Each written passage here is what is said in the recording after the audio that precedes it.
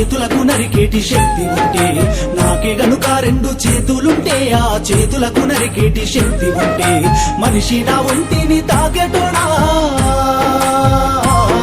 వాని మనుగడను సాగించువాడా. వృక్షాన్నిరా నేను వృక్షాన్నిరా, మానవాళికి ప్రాణ భిక్షాన్నిరా. వృక్షాన్నిరా నేను వృక్షాన్నిరా, జీవకోటికి ప్రాణ భిక్షాన్నిరా.